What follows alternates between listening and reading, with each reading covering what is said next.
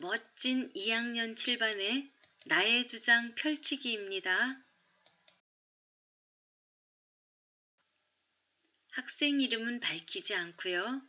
도서명과 저자명만 밝히겠습니다. 박경화의 고릴라는 핸드폰을 미워해를 읽고 쓴 글입니다. 제목까지 있습니다.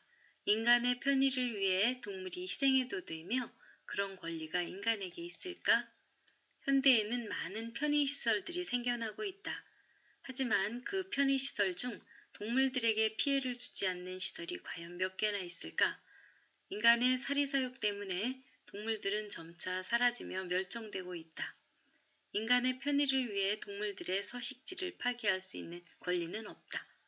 그리고 그 이유는 굉장히 많다. 그 이유를 두 가지로 나누어 정리할 수 있다. 첫째, 동물들도 살아갈 권리가 있다. 사람에게 인권이 있듯 동물에게도 동물권이 있다. 권리는 다른 권리를 침해하지 않는 선에서 누릴 수 있는 것이라고 생각한다.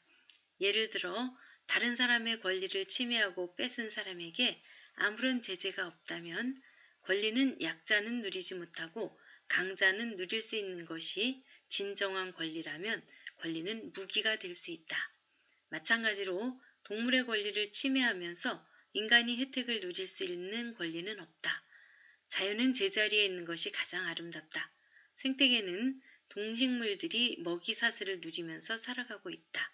그런데 인간이 먹이사슬을 끊어버린다면 생태계가 파괴되면서 엉망진창이 될 것이며 생태계로부터 도움을 받던 것이 전부 사라질 것이다. 그리고 그 도움이 사라지면 인간은 굉장한 피해가 올 것이다. 결국 인간도 자연에서 살아가고 있고 생태계의 일부분이기 때문이다. 아마 현재 가장 생태계가 보존되고 있는 곳은 한반도의 비무장지대일 것이다.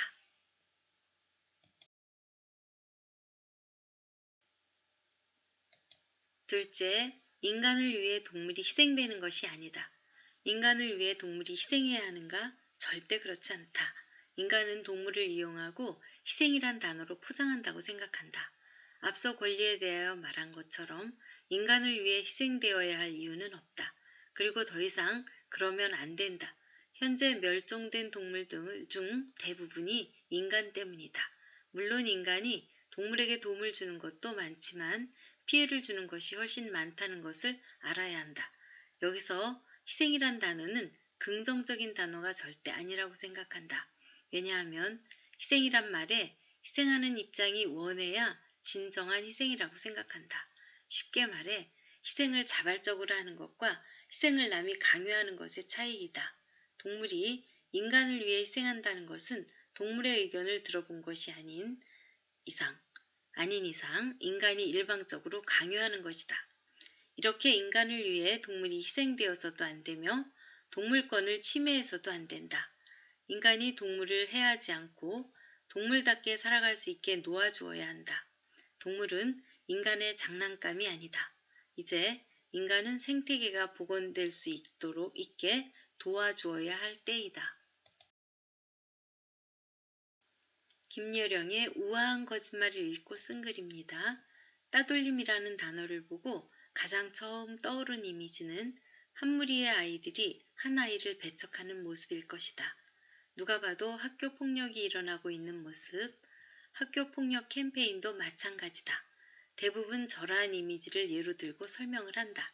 하지만 학교에서 일어나는 따돌림은 주로 화연히 한 방식처럼 조용히 어른들이 눈치채지 못하게 일어난다. 그렇기에 가해자들은 자신의 잘못을 인지하지 못하는 경우가 훨씬 많다. 자신이 그릇된 행동을 하고 있기는 하나 학교폭력은 아니라고 생각하거나 피해자에게 문제가 있기에 자신의 행동은 정당하다고 자기 합리화를 하곤 한다. 이런 상황을 무조건 가해자의 잘못이라고 할 수 있을까? 이런 상황이 벌어진 것에는 교육의 문제도 있을 것이다.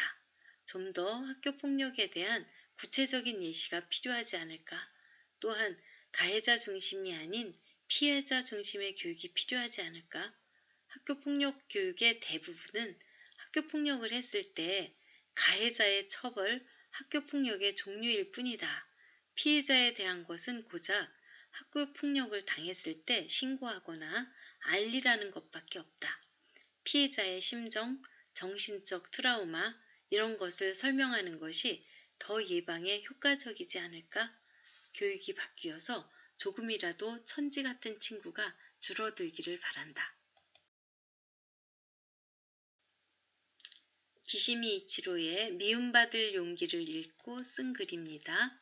우리는 살아가며 다양한 경험을 하고 경험으로 인해 행복하기도 슬퍼지기도 한다.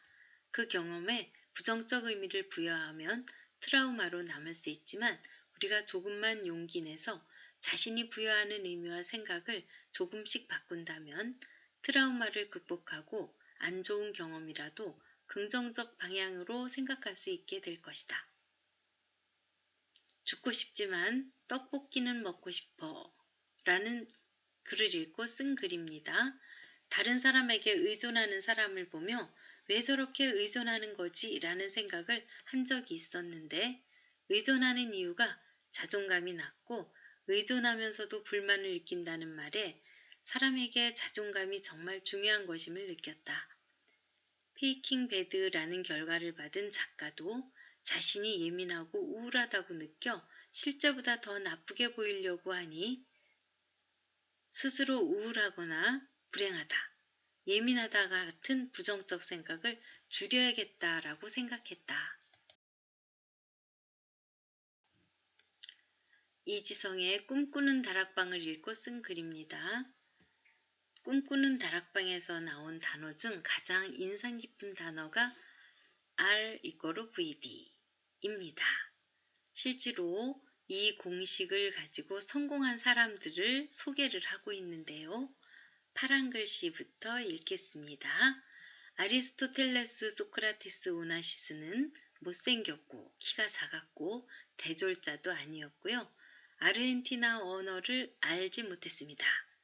그러나 4년 후 그는 통장에 20억 여원의 잔고를 가지게 되었습니다. 스티븐 스필버그는 이 공식을 12살 때부터 실천을 했습니다. 그러나 그의 생생한 꿈은 금방 실현되지 않았지만 그는 엠블린으로 데뷔하고 성공의 기회를 얻게 되었습니다. 피카소 또한 세계적인 화가가 된 자신의 모습을 꿈꿨고 처음에는 미술계 인사들에게 서서히 알려지기 시작하더니 곧 미술계의 스타가 되었고 세계적인 화가가 되었습니다. 이 세 명의 인물들의 공통점은 바로 RVD 공식을 이용했다는 것입니다. 이것만 기억하시기 바랍니다. RVD 공식을 실천하면 성공의 기회가 운명처럼 찾아옵니다.